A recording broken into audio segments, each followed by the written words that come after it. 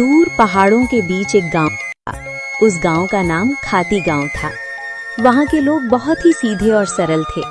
गांव के लोगों का जीवन खेती पर निर्भर था। उसी गांव में मोहन नाम का एक गरीब किसान रहता था। मोहन के परिवार में उसकी बूढ़ी माँ सरस्वती देवी, उसकी पत्नी विमला और उसका 5 साल का बेटा दीपक था। मोहन के पास थोड़ी सी जमीन थी जिसमें वो खेती करके अपने परिवार का पालन पोषण करता था। उगता हुआ सूरज दुनिया के लिए रोशनी लाता है, पर मोहन के लिए ये सिर्फ एक और दिन की जद्दोजहद लेकर आता है। फूस की छत से छनकर आती रोशनी सीधे उसकी बीमार माँ के चेहरे पर पड़ती है। मोहन, आज दीपक को क्या कहूंगी? कल रात उसे बहलाकर सुला दिया था कि सुबह उठते ही गर्मा गर्म खाना मिलेगा। अब वो जागने वाला है, चूल्हा ठंडा पड़ा है और मेरी ममता लहूलुहान हो रही है। क्या हम इतने बदनसीब हैं कि अपने बच्चे को एक वक्त की रोटी भी नहीं दे सकते? भरी आंखों से। बिमला, तुम्हारी ये खामोश सिसकियां मेरे कलेजे को चीर देती हैं। मैं किसान हूँ, धरती का सीना चीरकर अनाज पैदा करना मेरा काम है, पर आज किस्मत ने मेरा ही सीना चाक कर दिया है। जमींदार के चक्कर काट काट कर पैर के जूते घिस गए, पर वो उधार देने को तैयार नहीं। पर हार नहीं मानूंगा, आज फिर जाऊंगा। शायद खुदा को मेरी मेहनत पर नहीं तो इस मासूम दीपक की भूख पर तरस आ जाए। सरस्वती देवी अंदर से खांसते हुए, बेटा मोहन, पास आ। देख, मेरा अंत समय करीब है, पर मुझे अपनी मौत का डर नहीं है। मुझे डर है कि कहीं मेरी गरीबी तेरे जमीर को न खा जाए। बेटा, भूख बहुत बड़ी चीज है, बड़े बड़ों का ईमान डिगा देती है। पर तू वादा कर, चाहे पेट पीठ से सट जाए, पर कभी किसी का बुरा नहीं करेगा।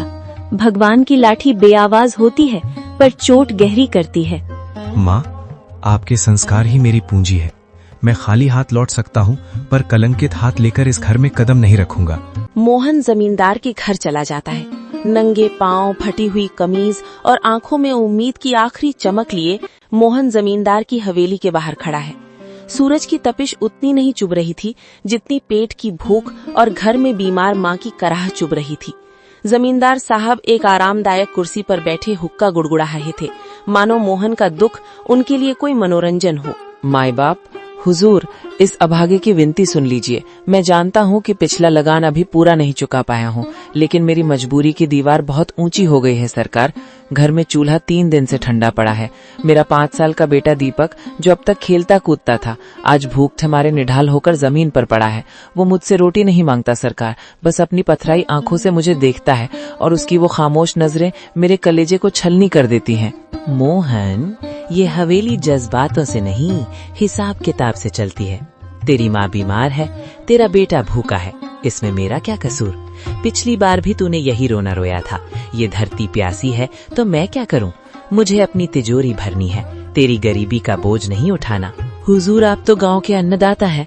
अगर आप ही हाथ खींच लेंगे तो हम जैसे छोटे किसान कहाँ जाएंगे? मुझे बस थोड़े से आलू और मटर के बीज उधार दे दीजिए। मैं दिन को दिन नहीं समझूंगा, रात को रात नहीं देखूंगा। मैं अपने खून पसीने से उस बंजर जमीन को सींच दूंगा। मैं वादा करता हूँ सरकार, फसल कटते ही सबसे पहले आपका कर्ज चुकाऊंगा।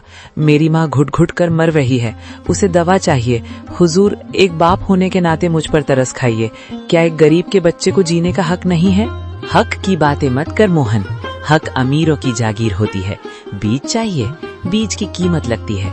तेरे पास देने को क्या है? वो 2 बीघा जमीन जो पहले ही गिरवी है। जा, यहाँ से दफा हो जा।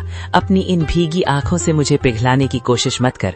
जब तक पिछला हिसाब बराबर नहीं होता, तुझे एक दाना भी उधार नहीं मिलेगा। हुजूर, आज आप मुझे यहाँ से खाली हाथ भेज रहे हैं, पर याद रखिएगा, गरीब की आह बहुत गहरी होती है। मैं अपनी मेहनत बेचने आया था, अपनी खुददारी नहीं। अगर खुदा ने चाहा तो मेरी मिट्टी भी सोना उगलेगी। आज आप मेरी गरीबी का मजाक उड़ा रहे हैं, पर वक्त का पहिया घूमेगा हुजूर, वक्त का पहिया जरूर घूमेगा। मोहन अपनी फटी हुई आंखों में आंसू लिए भारी कदमों से हवेली की सीढ़ियां उतर गया।